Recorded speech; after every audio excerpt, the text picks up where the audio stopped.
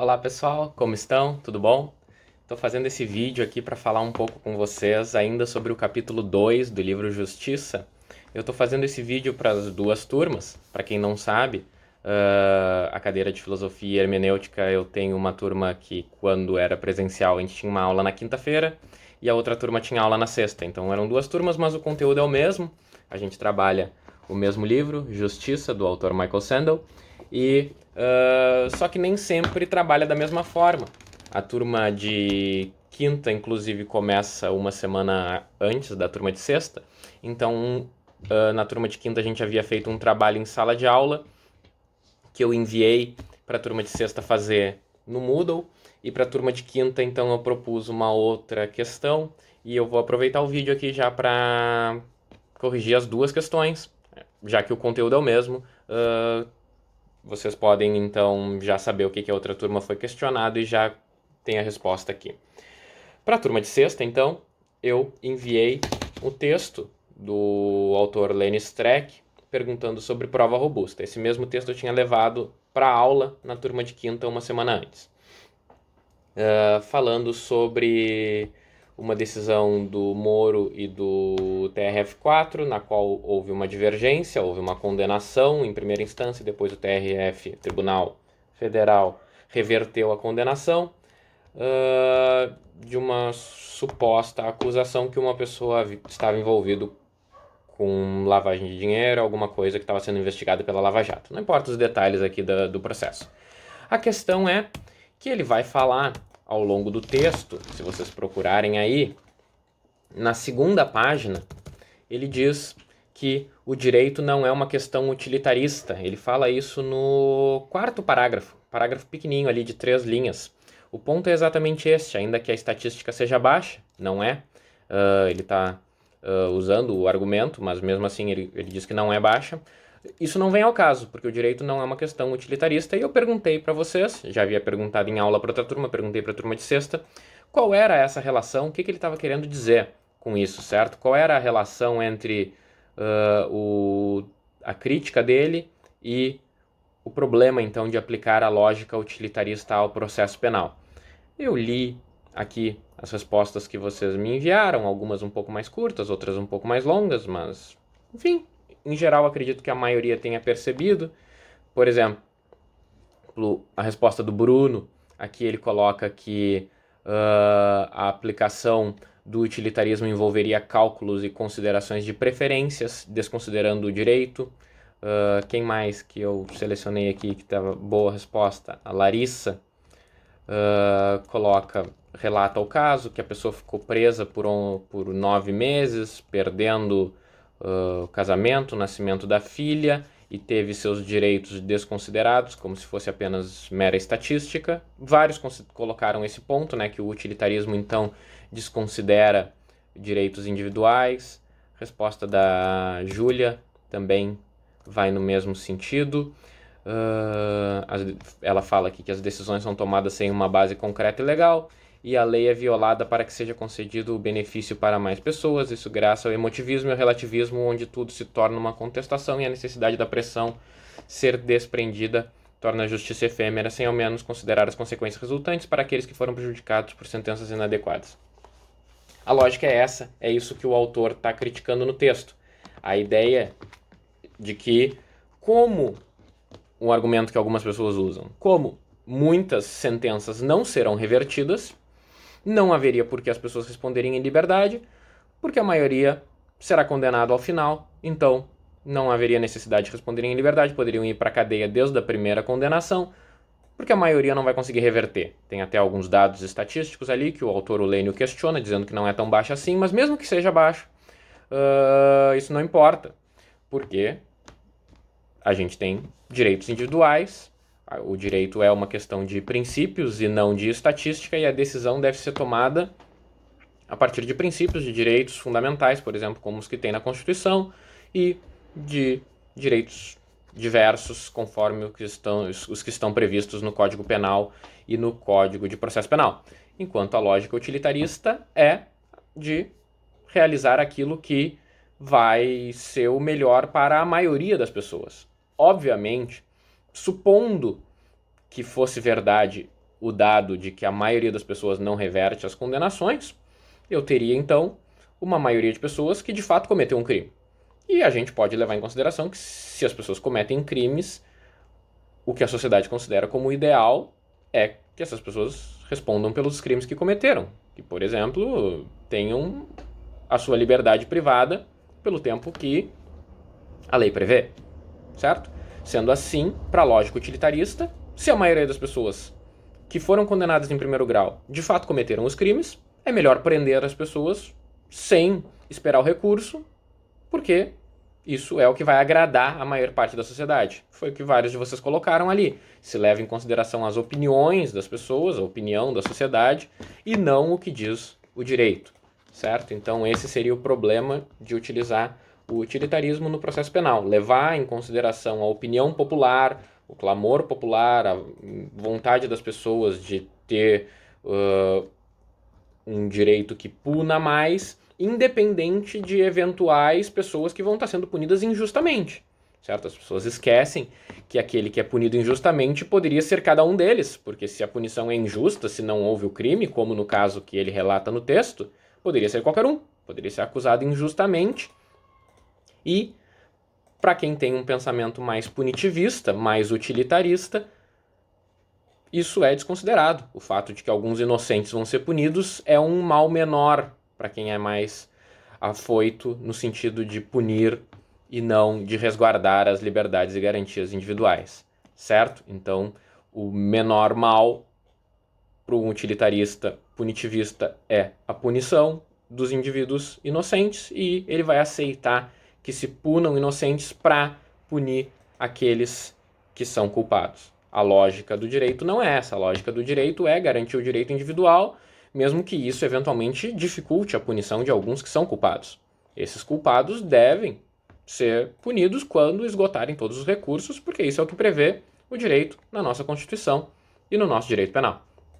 Não é uma questão de cálculo estatístico, e sim de respeitar os princípios constitucionais, certo? De alguma forma, a maioria respondeu nesse sentido, alguns de forma mais curta, outros mais longos aqui, mas eu dei uma olhada nas respostas, em geral, foram bem. A pergunta que eu fiz para outra turma não foi essa. Para outra turma, primeiro eu perguntei qual era o exemplo que eles achavam que melhor representava os limites do utilitarismo, e aí o livro oferece diversos exemplos, e isso é uma questão mais pessoal, de cada um escolher o exemplo que mais lhe agradava, certo?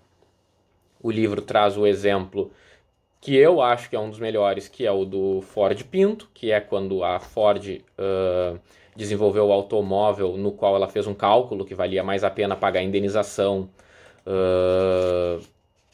para as pessoas que sofressem lesões ou morressem em função de uma falha no design do que corrigir esse design. Sairia mais caro para ela corrigir o design do que pagar indenizações, então ela preferiu lançar um automóvel com problemas, sabendo que ia pagar algumas indenizações que ela achava que sairia mais barato, certo? É um cálculo utilitarista, a vida das pessoas tem um valor monetário e ela coloca na balança, numa planilha, e vê qual que sai mais barato, certo?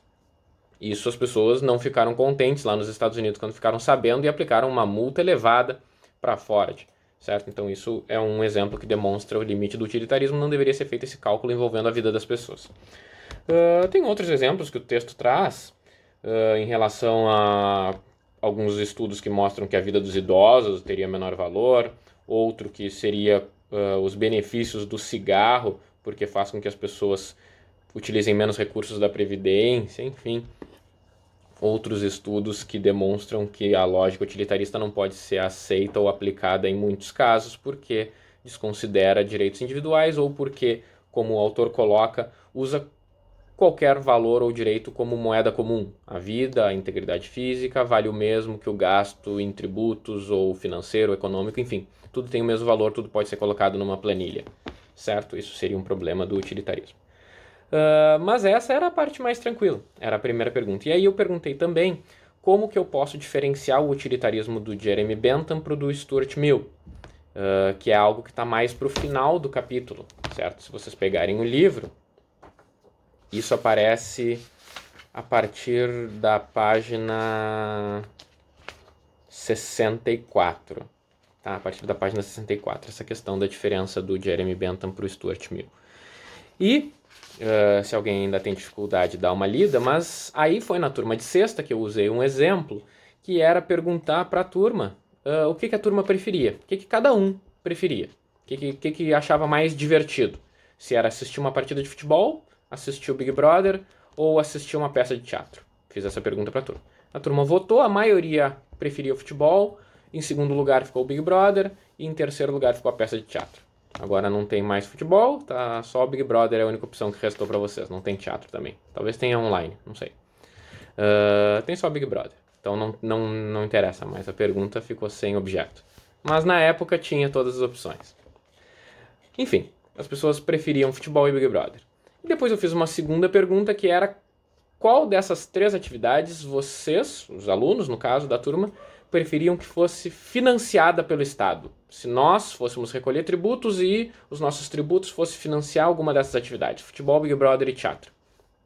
Nesse momento, a maioria respondeu que preferia o teatro. Essa pergunta eu fiz de forma analógica ao que o autor faz para os alunos dele lá nos Estados Unidos, o Michael Sandel, certo? Ele pergunta se os alunos preferem Shakespeare, Simpsons ou luta livre. E a maioria prefere os Simpsons, mas reconhece que Shakespeare seria algo melhor, algo mais elevado, certo? E essa é a diferença entre o Bentham e o Stuart Mill. Enquanto o Bentham se preocupa apenas com as preferências, os gostos individuais, o Stuart Mill diz que o utilitarismo, na verdade, é dar maior valor àquilo que as pessoas reconhecem como melhor, não necessariamente com aquilo que gera maior felicidade ou que gera maior alegria momentânea, e sim aquilo que a longo prazo as pessoas reconhecem como sendo mais valioso, certo? E, portanto, os alunos dele reconheciam lá nos Estados Unidos que o Shakespeare era mais valioso do que os Simpsons, assim como acredito que a maioria de vocês reconheça que o teatro tem mais valor do que o Big Brother. Mas isso não significa que vocês se divirtam mais com o teatro, apenas que vocês reconhecem que tem maior valor. Para o Stuart Mill, isso significa que estaria correta a sociedade que investe no teatro, porque a questão aqui, né, é saber como que a filosofia vai impactar no direito, ou seja, se eu for ter um direito tributário, esse direito estaria de acordo com o utilitarismo do Mill quando ele concede um benefício para desenvolvimento do teatro. Porque no teatro, então, haveria algo que as pessoas consideram como mais valioso ou mais elevado. E aí ele vai um pouco na questão psicológica do que leva as pessoas a considerar algo mais valioso ou mais elevado. Isso o autor traz aqui na página 69 e na página 70. Ali no penúltimo parágrafo, na página 70. Ele não desiste da ideia de que algumas maneiras de viver sejam mais nobres do que outras, mesmo que seja mais difícil satisfazer as pessoas que as adotem. Um ser com faculdades mais elevadas é mais exigente para ser feliz e é provavelmente mais capaz de sofrer de maneira intensa do que um ser de faculdades inferiores. Mas, apesar de tudo, ele jamais desejaria situar-se em um patamar de existência que considera inferior. Porque não queremos trocar uma vida comprometida com as nossas mais altas faculdades por uma vida de contentamento banal. Mill acha que a razão para isso tem a ver com o amor pela liberdade e pela independência pessoal, e conclui que seu argumento mais adequado é o senso de dignidade que todos os seres humanos possuem de uma forma ou de outra. Mill reconhece que ocasionalmente, sob influência da tentação, até mesmo melhor entre nós adia os prazeres mais elevados em favor dos mais simples. Todos nós, por vezes, cedemos ao impulso da preguiça, entretanto, isso não significa que não saibamos distinguir entre Rembrandt e uma reprodução. Mill aborda esse ponto em uma passagem memorável. É melhor ser um humano insatisfeito do que um porco satisfeito. Um humano insatisfeito do que um porco satisfeito. É melhor ser Sócrates insatisfeito do que um tolo satisfeito. E se o tolo ou o porco tiverem uma opinião diferente, é porque eles só conhecem o próprio lado da questão. Ele vai colocar, então, que as pessoas, em geral, reconhecem quando uma coisa é melhor que a outra. As pessoas reconhecem uma obra de arte e uma reprodução, ou algo que é mais valioso que uma outra coisa, ainda que semelhante.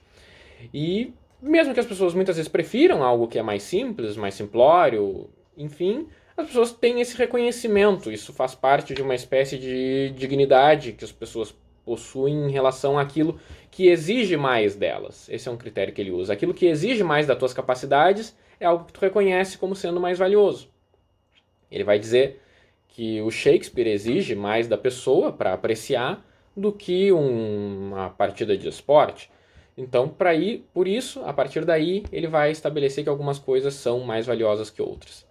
E além disso, ele pensa que para o ser humano se desenvolver, ele precisa ser livre. Então, a liberdade a longo prazo também é algo valioso por si só, para a teoria do Mill, enquanto para o Bentham não necessariamente. Isso não é algo assim. Se as pessoas não pensarem dessa forma, isso não vai ser algo levado em consideração, porque o que importa é os gostos pessoais das pessoas naquele momento que tiverem que decidir sobre determinada questão. Se tem que decidir determinada questão, o que vai influenciar para o Bentham é aquilo que as pessoas pensam naquele momento, e não uma previsão futura de algo que vai gerar menos ou mais liberdade. Para o Mill é importante. Se algo vai gerar mais liberdade, aquilo é bom, porque vai permitir no futuro, por exemplo, que tu reveja aquela tua crença anterior e aí sim te torne uma pessoa melhor. Certo? Isso foi a pergunta que eu coloquei para a turma de quinta. Mas tudo era sobre o capítulo 2, então estou colocando tudo aqui no mesmo vídeo, assim vocês podem já ter uma conclusão sobre esse assunto. Certo? Logo em seguida desse eu vou colocar já um vídeo do capítulo 4, que é mais simples, não é tão teórico, e aí depois a gente passa para o capítulo 5, que aí sim volta com mais coisas de teoria, tá bem? Por esse era só isso, qualquer coisa eu estou à disposição para responder as perguntas que vocês tiverem, podem me mandar mensagem no WhatsApp ou aqui na plataforma. Certo, pessoal? Beijos, até mais.